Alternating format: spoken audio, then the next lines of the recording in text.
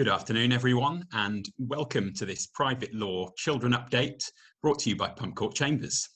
My name's Simon Purkis, and for the next 40 minutes or so, my colleague Samara Brackley and I will be taking you through a range of recent private children law cases and some relevant guidance, sharing our thoughts on what we can learn from them.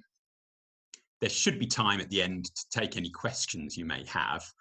I should also add that I have in front of me some quite detailed notes. So if you'd like more than just the bullet points that are provided in the PowerPoint presentation, please don't hesitate to contact me afterwards. Turning then to slide 2, and I must of course first apologise for use of the C word, but it's been impossible to provide an update which makes no reference to coronavirus in the current climate. So to get it out of the way, the first topic I'm going to cover is Coronavirus and Family Law Act injunctions, specifically ex parte, that's without notice applications. While I recognise that this doesn't fall squarely into the private children bracket, such applications for non-molestation orders and occupation orders frequently relate to children of a family, and as such are often issued alongside Part 8 applications for child arrangements, specific issue orders and prohibited steps orders. So I've decided to squeeze this topic into the chat because if there's one area that seems to have raised its head repeatedly during lockdown, it has to be this one. And I'm pleased to say, I feel my decision to include this topic has already been vindicated as we've received an advance query from a solicitor in attendance today on this very issue. And I've included the full message that we received on the slide. In essence, the solicitor has been instructed by a client who is on the wrong end of a without notice injunction, which seems to him to lack merit on the papers. He recognises that these things do happen, but wonders whether the pandemic has had any bearing on the approach that the courts are taking to such applications. So turning to slide 3, the court has in fact provided specific guidance on this topic. And I've cut and pasted it into this slide. It gives some very practical hints and tips to ensure that your application won't be missed. And for example, include the words injunction, non-molestation, FL 401, domestic violence or domestic abuse in the subject line of your email. But of more interest to me, it also specifies that a complete draft order should be included using standard template 10.1. Now, of course, there's nothing novel in this. Ex parte applications have, for as long as I remember, always had to be filed along with a draft order. But I do find it interesting that this has been reiterated here. And I apologise that some of you who may have heard me speak before will think I'm a bit of a broken record when it comes to the merits of providing a draft order to the court on any application and at every stage of the proceedings. But it just makes life so much easier for a very busy court. Judges, therefore, are inevitably going to be more likely to approve whatever it is you seek if they simply have to seal the order that's in front of them.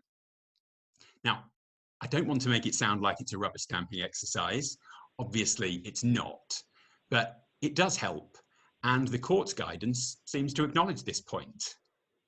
In fact, I'd like to bet that the draft order submitted on the evidentially weak application to which the solicitor refers to was almost certainly approved without the need for any amendments whatsoever.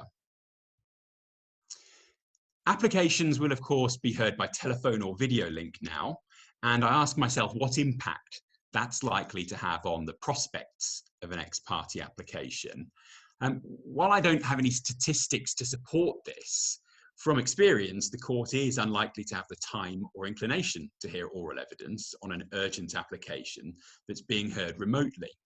It's therefore, in my opinion, more important than in times before COVID-19 that the witness statement does include all of the necessary information and that the statement is completely accurate. In the past, when I've been instructed to appear at ex parte hearings, it's not been uncommon for me to take oral instructions from the client at court to identify small or sometimes not so small errors in the statement and to get my client to amend the copies in writing and to initial the changes. When there hasn't been time to do that, I'd invite the judge to hear oral evidence on a particular issue in the hearing. You're extremely unlikely to be afforded that luxury at the moment. Clearly, once the application's been issued electronically, there's little opportunity to amend a witness statement. And frankly, it's easier for a judge to refuse an application or simply to list a return date on notice than to start taking sworn evidence over what is inevitably an intermittent court Wi-Fi connection. So the witness statement certainly needs to be fully comprehensive. And of course, the statement should include full and frank disclosure where it's without notice. It's a common and easy mistake to draft a witness statement with an eye on meeting the relevant legal tests, building up your client's case, without including the facts that are unfavorable to your client's position. Those imbalanced statements are easy to spot, and a good judge will do so. And as I've said, since they're unlikely to be interested in hearing oral evidence over the phone, it's likely to be fatal to your prospect of obtaining the injunction. So in conclusion, the law hasn't changed during lockdown, but the procedure has. And of course, there's nothing you can do to guard against being on the wrong end of a poor ex-parte decision. But there is a lot that can be done to ensure that any application you make is successful. Turning then to slide 4, I'm now discussing this case of JH and MF in the High Court. This case began with an application by a father for a child arrangements order. The mother made allegations of domestic abuse, including allegations that the father had sexually assaulted her in the presence of their child. These allegations were disputed and were determined at a fact-finding hearing. The judge found against the mother, who appealed on various grounds of procedural irregularity. And if we move on to the 5th slide, you'll see one of the grounds on which the mother relied was the judge's direction that the mother should give her evidence from counsel's row, rather than using the witness box and screens that she had actually applied for. Mrs. Justice Russell allowed the appeal on this ground, and at paragraph 15 of her judgment, it states, "The judge took the inexplicable step, contrary to the expressed view and request of the appellant, and contrary to the rules of procedure, of ordering that the appellant give evidence from counsel's row as better than using the witness box and screens. In doing this, he not only decided not to follow Part 3A of the procedure rules, but he also completely failed to give any or adequate reasons for doing so as required by Part 3A9. To compound the procedural irregularity of the mother giving evidence from counsel's row, there were also practical consequences for this, not least that the judge was actually unable to hear all of the mother's evidence. And the judge stated that in his judgment. So it's of course very difficult to see how a hearing can be fair if the judge is unable to hear all of the evidence. The judge then also required the father to give his evidence from counsel's row. I think it looks as though it was designed to achieve some sort of parity. But this in fact had the result that the father was sat alongside his Mackenzie friend, who it seems was allowed to assist him during cross-examination. Now this may seem farcical, but the exact same thing happened to me in Brighton Family Court only last year.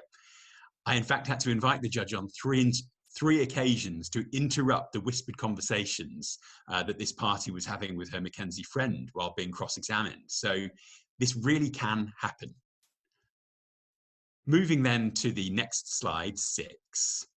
A further ground of appeal relied on the undue weight that the judge placed on the mother's demeanour.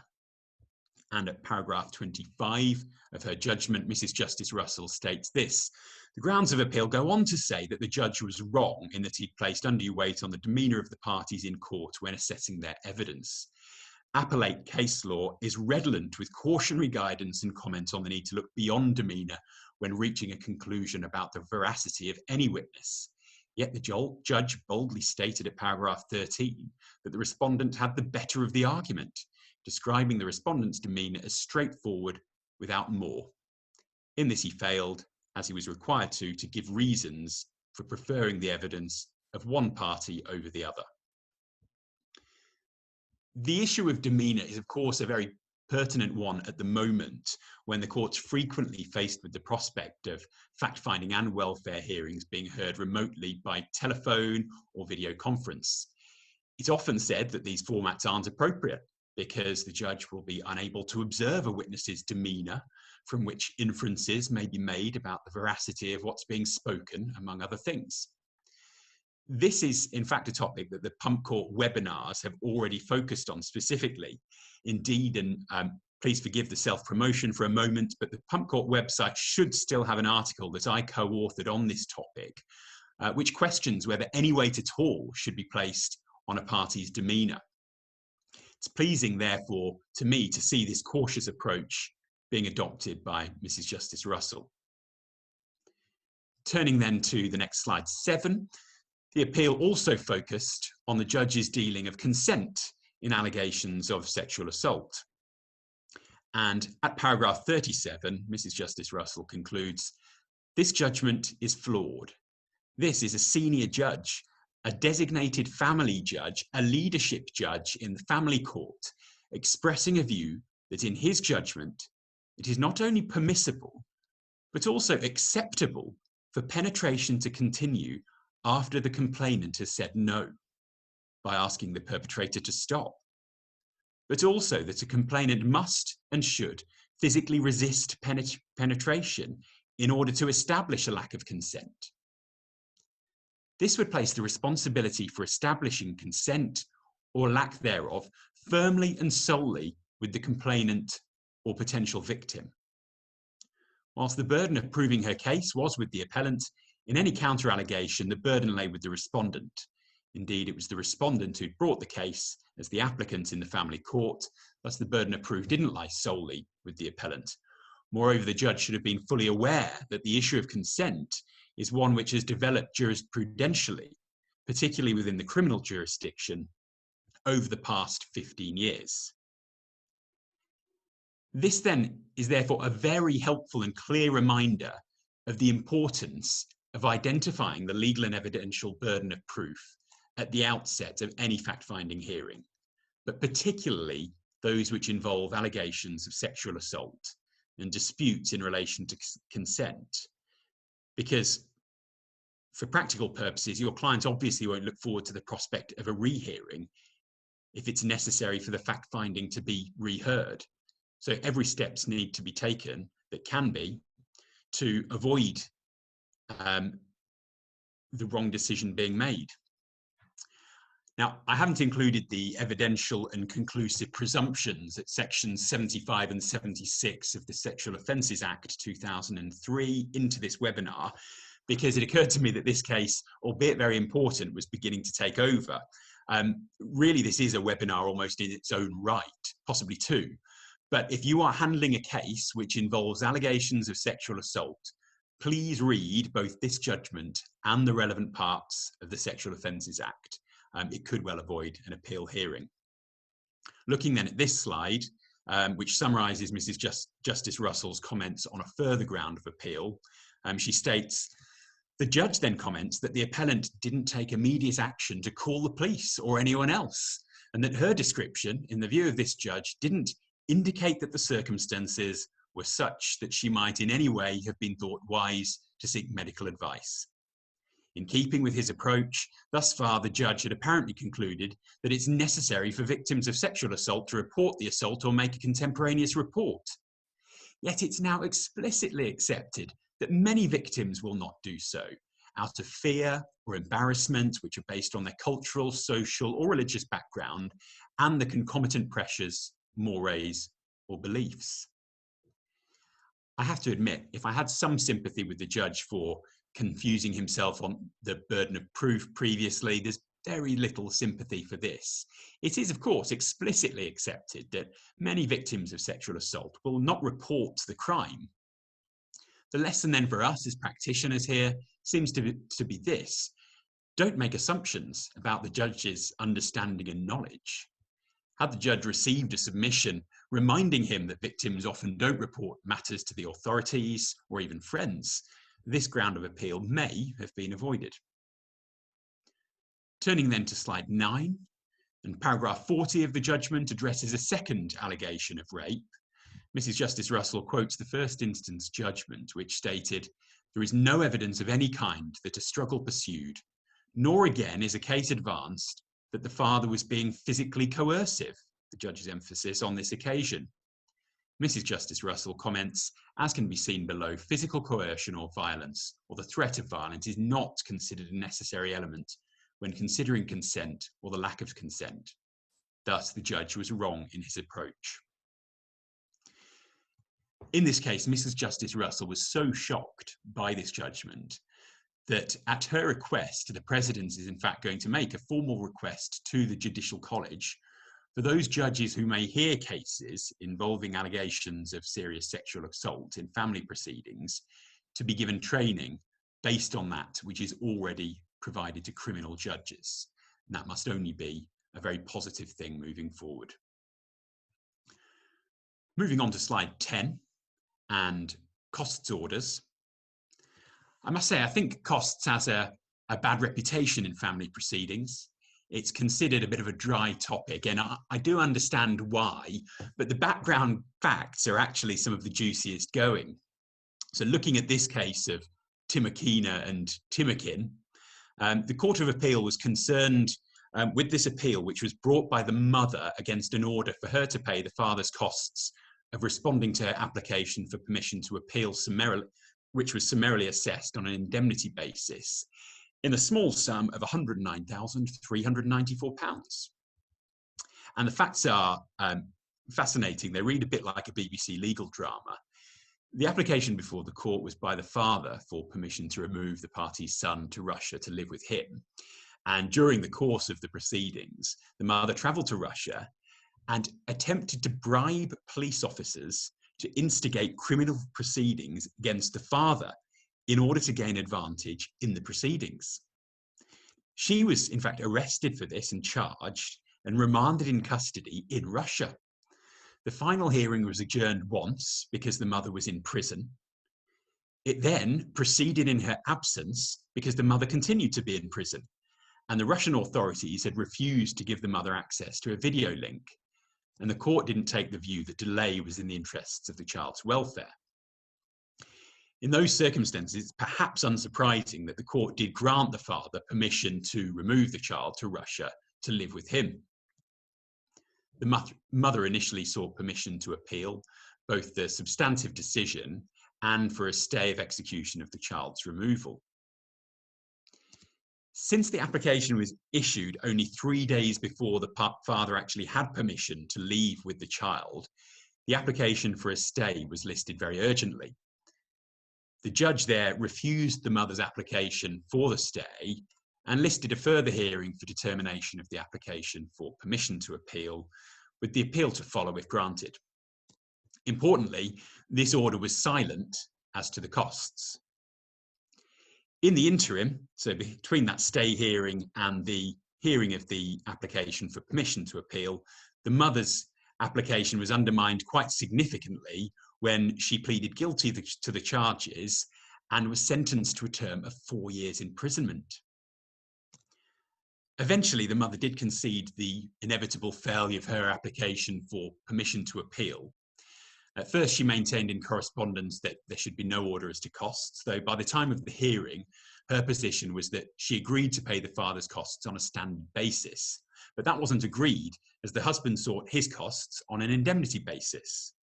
And turning to slide 11, at the application hearing, the judge determined that the costs of the earlier stay hearing were to be included as part of the costs award, and summarily assessed the husband's costs of responding to the mother's application for a stay and for permission to appeal on the indemnity basis in the sum of £109,000. Now, the mother appealed on the grounds, firstly, that the court didn't have jurisdiction to assess the costs of the first urgent stay hearing, as the order from that hearing was silent as to costs. Secondly, the costs should have been assessed on the standard basis, not the indemnity basis. And thirdly, a summary assessment of the costs wasn't appropriate. Finally, the costs were at an unreasonable level in any event. Slide 12 summarises the Court of Appeal's decisions. The Court of Appeal agreed with the decision to include the costs of the urgent stay hearing as part of the overall costs, albeit acknowledging that the judge below had reached his conclusion for the wrong reason. He'd relied on the slip rule. Now, the Court of Appeal judgment provides a detailed analysis of the costs position on appeal in circumstances where no reference is made to costs in an order. So I do invite you to read that if costs is your thing. In summary, although the general rule is that no party is entitled to costs in relation to an order that doesn't mention costs, the Family Court continues to have a discretion on costs pursuant to the Family Procedure Rules 28. And the Court of Appeal wasn't willing to say that the judge's decision had been wrong in the circumstances. On the second round of appeal, the Court of Appeal agreed that the mother's conduct had been wholly unreasonable, and as such, it was entirely proper to assess the costs on an indemnity basis. And I can't see that as coming as any surprise to anyone, given the facts I've just outlined. The Court of Appeal also dismissed the ground of appeal, which argued that a summary assessment was not appropriate. Since the general rule is that costs should be summarily assessed at the conclusion of a hearing that hasn't lasted more than one day, unless there's good reason to do so, this was never really likely to be the mother's strongest submission. And the final ground of appeal, that the quantum of £109,394 for the two relatively short hearings was unreasonable, that was determined that leading counsel's fee at the second hearing had been unreasonably incurred, as junior counsel would have been capable of appearing without assistance.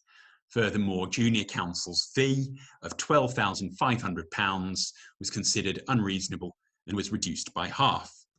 So you may wish to use this case as a nice illustration for clients who are adamant that a costs order should be made of the type of conduct that would be considered sufficiently unreasonable to warrant a costs order.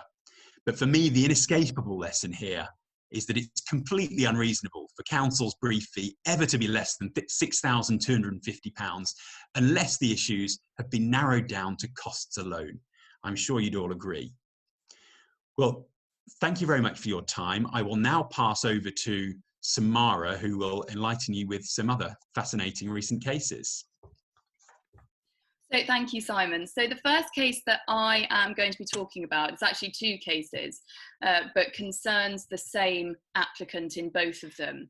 So we've got Re C1 and C2, and we've got Re C3 and C4.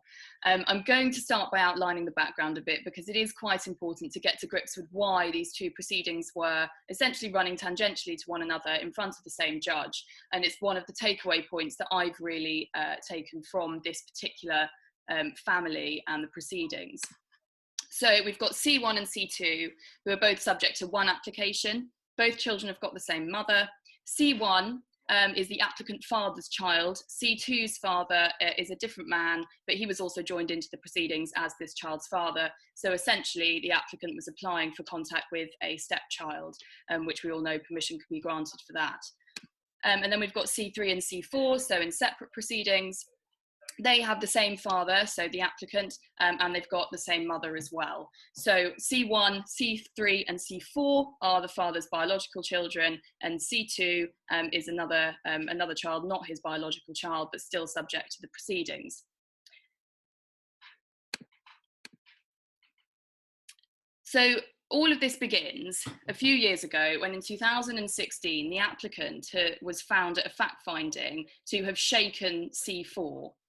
The result of those proceedings was that back in 2016, there was an order for no direct contact between the applicant, C3 and C4, and there was a section 9114 bar that was put in place for a minimum term of 3 years.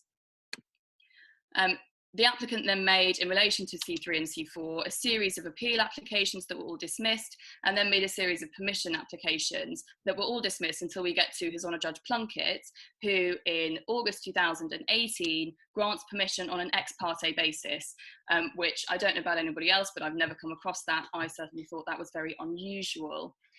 The proceedings in relation to C1 and C2 kick-started in July 2018 when the applicant father, refused to return C1 to the mother. He simply drove away one day and said, "You're not getting the child back until you take me to court."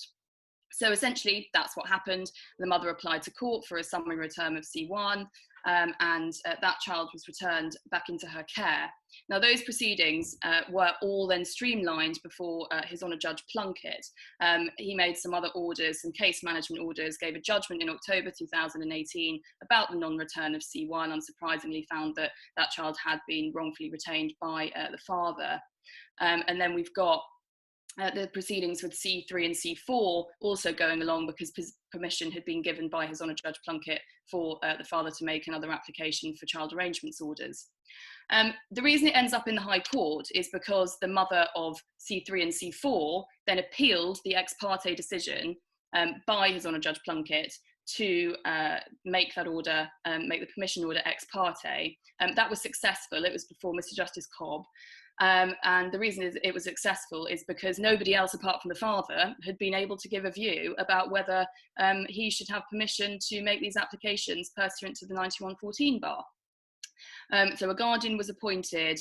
The mother two, if you can put it like that, was successful, but then both sets of proceedings were dragged up to the High Court, and they were both put in front of Mr. Justice Kean. Now, the proceedings concerning both sets of children were then ongoing, but really the main judgment, if you want to read sort of what happened with both of them and the background of both sets of proceedings, is C1 and C2. The reason that I thought it was particularly interesting to read is because the father's behaviour is described as nothing short of appalling, and I have to say the judgment does make for extremely uncomfortable reading. There is reference to intimidation of the guardian, there's reference to intimidation of the mother, there's reference to intimidation of the judge. Mr. Justice Kean said that he was under no doubt that the father had tried to intimidate him as well.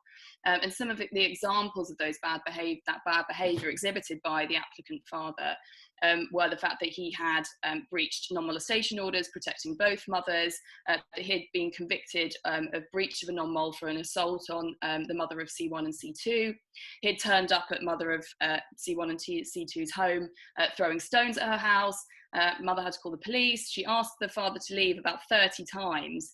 And she also had a panic button installed in her house, which to me rather signified just how seriously the threat people were taking, the authorities were taking the threat from the father to be.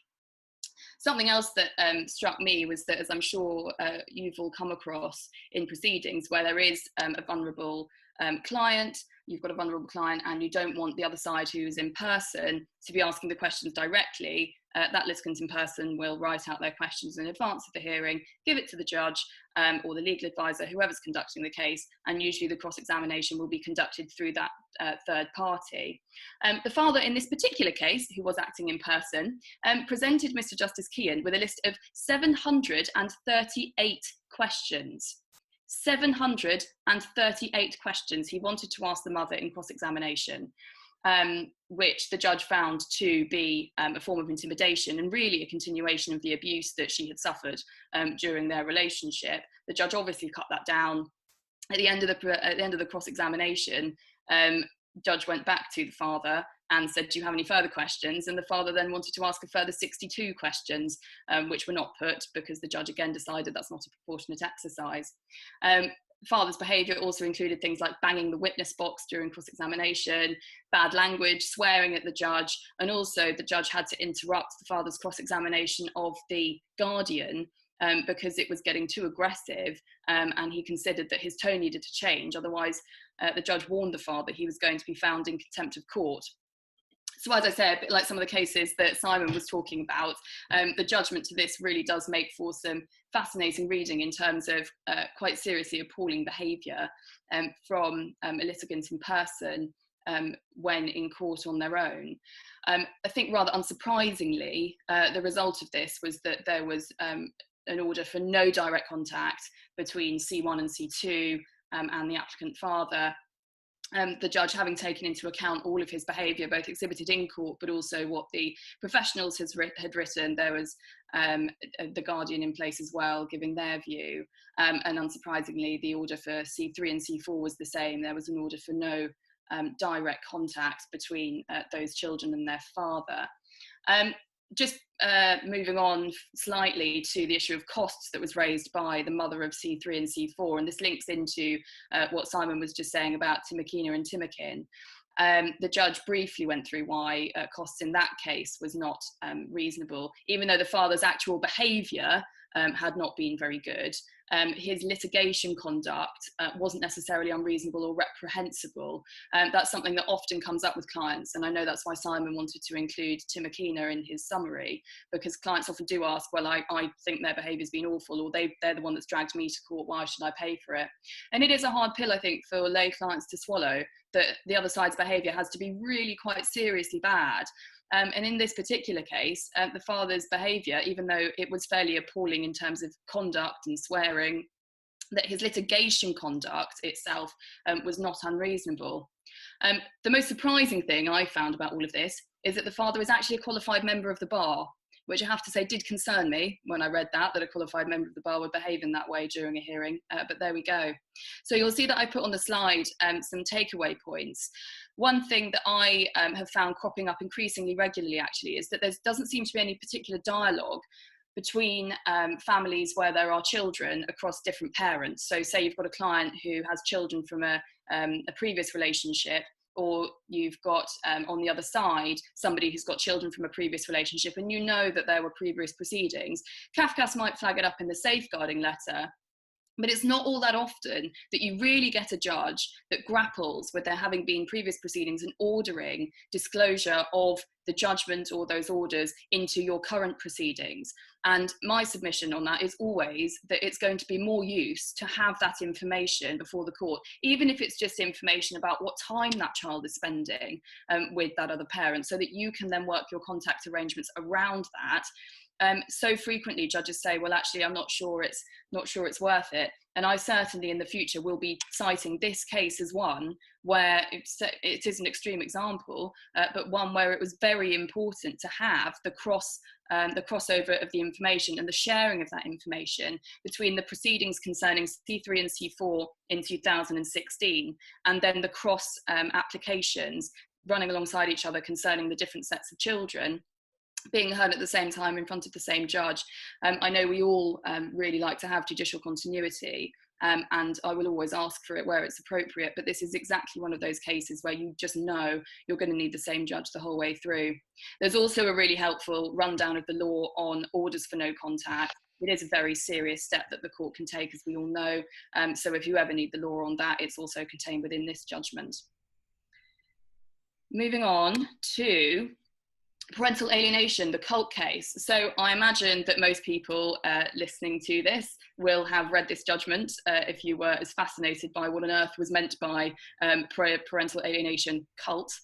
So have a read of this, because actually it really is very interesting on what the family courts look at in terms of the evidence that would be required if you do have a parent who appears to be a member of a cult or some sort of extremist organisation where their belief systems are affecting the way that the children spend time and have contact with the other parent.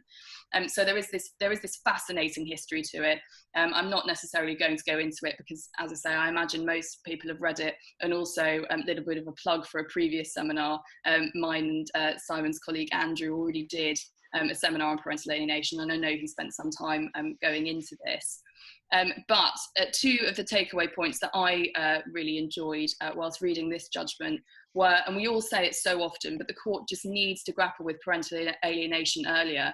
As I say, this is an extreme example, it's why it's reported, but it's obvious to anyone that's read it that the court, I don't think, and I think many people think, didn't get to grips with the fact that a mother was a member of this organisation that was seriously affecting the child's beliefs and the way that she interacted with her father. It was affecting her day-to-day life so much that she felt alienated from her father because he didn't hold the same beliefs as her. And the mother was constantly telling her that she wasn't, the father wasn't like them, and that she needed to uphold the way that she lived her life through the universal medicine way of life, which was what the mother was indoctrinating essentially into her, and the father just wasn't like that.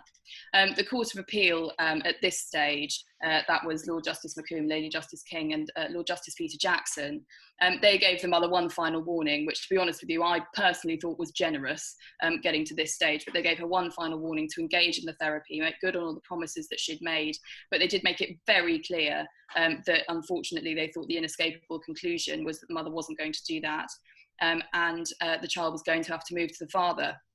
So there we go, that's takeaway point one. Always remind judges that they really need to grapple with it at an earlier stage. My suggestion would be to try and raise it on in a recital at the earliest possibility that that's what your client is raising, if you are saying that the other side is alienating the child from your client. But also make sure that you do get CAFCAS or an ISW or whoever you're asking to do your reports, your welfare reports, to highlight that as an issue when you're going through the issues that need to be discussed by a particular expert.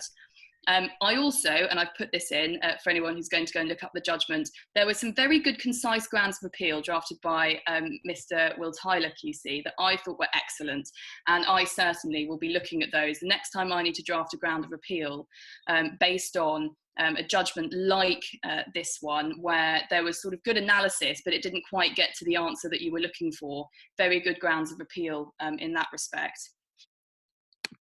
Moving on to Re-S. So this I've put in because there is always one or two cases a year that relate to the really obscure law in relation to relocation and summary return of children, particularly under the parens patriae jurisdiction. So this was an appeal by a mother against a decision of H.J. Hillier, who was sitting at that time as a Deputy High Court judge. So she was appealing the decision not to order the summary return of her children from Libya. And actually, to some extent, I think the stage was set at the time that permission was given, because you've got Moylan, Lord Justice Moylan, saying that she will have to surmount the very high threshold for the Court of Appeal to interfere with findings of fact. We all know that getting appellate courts to interfere with findings of fact is essentially an insurmountable threshold. It's very, very difficult. And this was really the mother's downfall, because the Court of Appeal found no fault at all with the first instance judgment, and that it should stand. And those really, in a nutshell, were the father's submissions. The judgment does contain lengthy explanations of the law, first in relation to the parens patriae jurisdiction. The reason that I've included this is because the mother, interestingly, this wasn't raised by her at the first instance hearing. It was actually raised by the father, I think, as far as I can tell from the judgment, as a sort of offhand comment that the court might need to consider this if it's something that is going to form part of a holistic, we've covered all bases judgment. So the mother put it in her grounds of appeal, not having raised it at the first hearing. So it was raised quite late in the day, but there is a really helpful summary of that. As I say, it really crops up very rarely. So if you do have one of those cases where you think, actually, we might need to run this, or we might need to oppose this, the law's all there. I've put the paragraphs, it's paragraphs 52 to 58. There's also an ever helpful summary on the law of habitual residence. This crops up more often, actually, than I think most of us realise. So I've put in all of the summaries there for the paragraph numbers of the law relating to habitual residence. And again, the difficulty with reopening findings of fact at appellate level.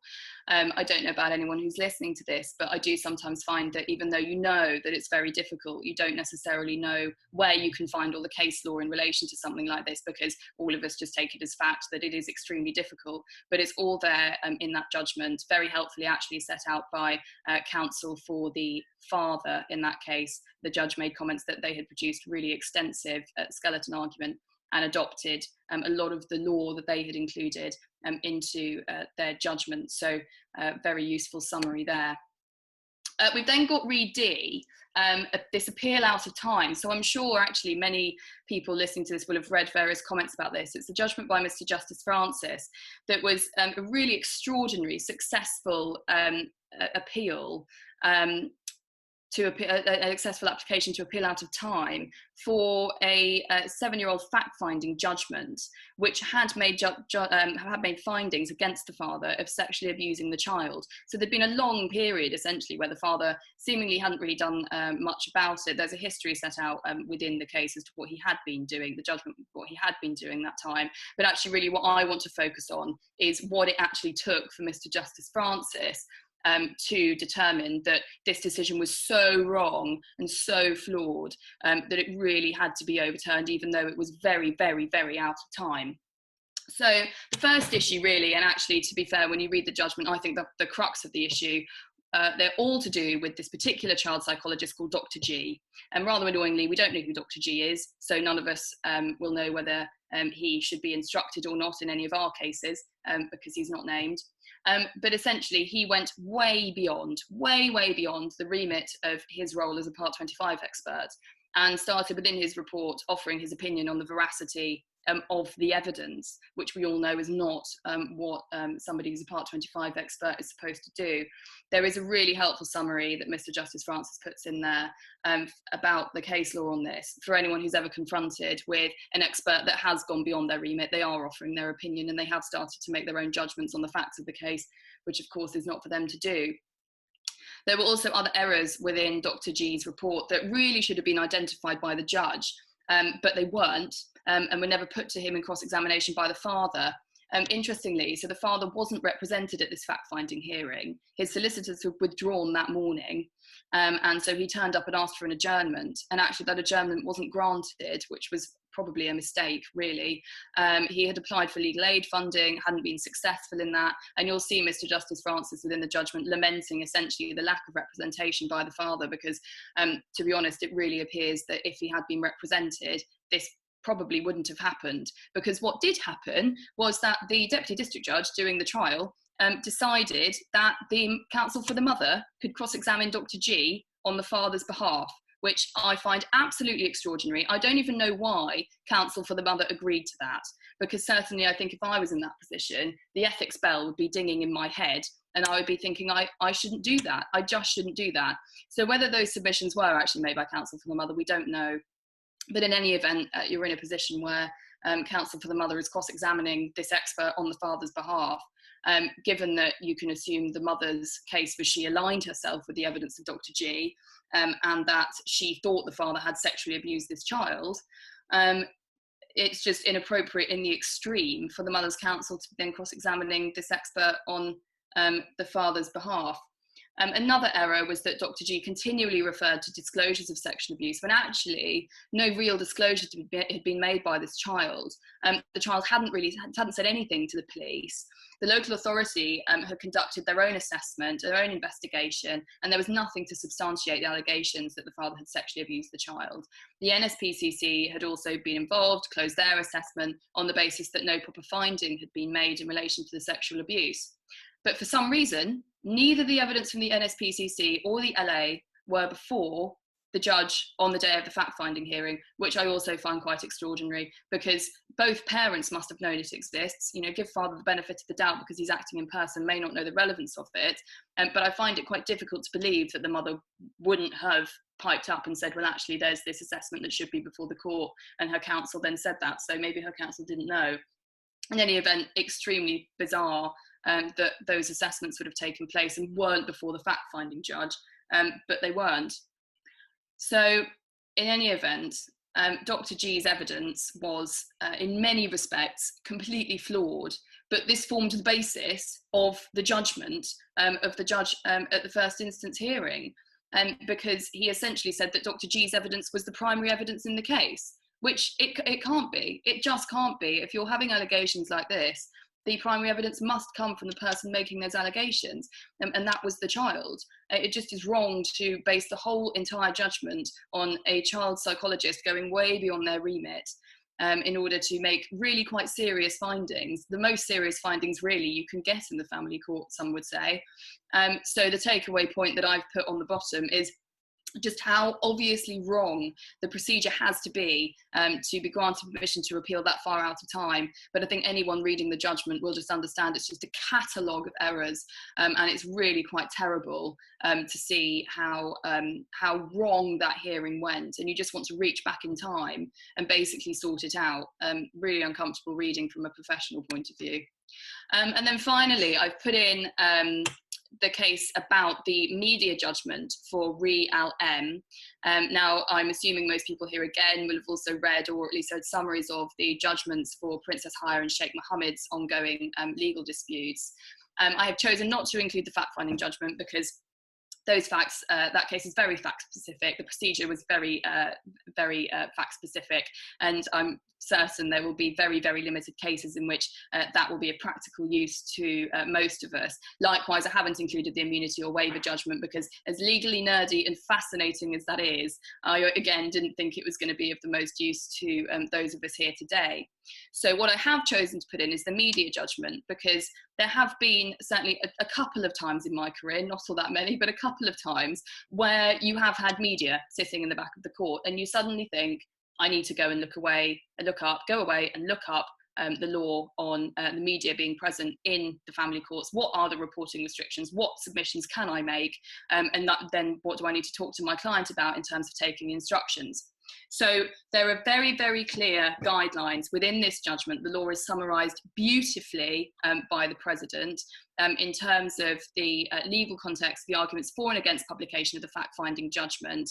You've got representative from the Press Association also there making arguments on behalf of the press. You've got a plethora of silks for both of the parents making very astute arguments as well. But really my takeaway point was, should you ever need the law on publication of family issues in the media, it is all there.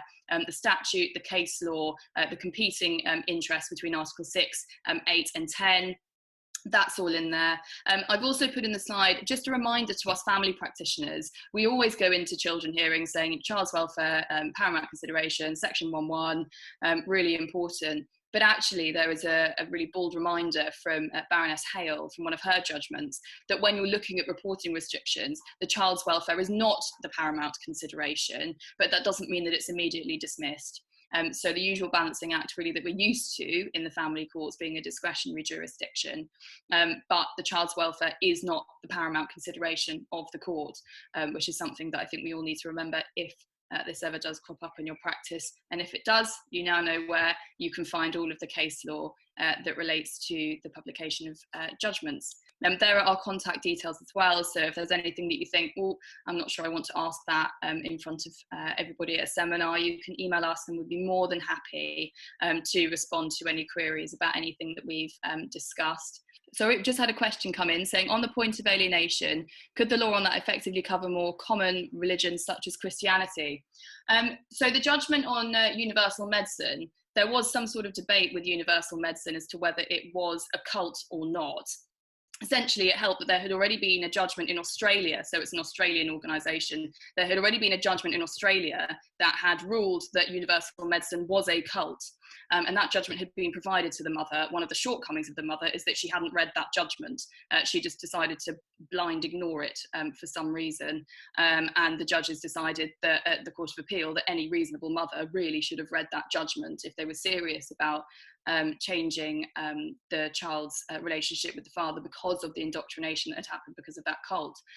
In terms of religions, I think it would need to be something extreme. And I think really the case law on extremism and radicalisation is probably more something that, I don't know who asked that question, probably more something that Lisa, hello Lisa, something that you should look at in terms of what the court will do in terms of alienation when there's been radicalisation. But then again, I also anticipate that if there's radicalisation, the local authority will be all over that, because there will be far wider considerations than parental alienation if there is some sort of extremist religious aspect to it.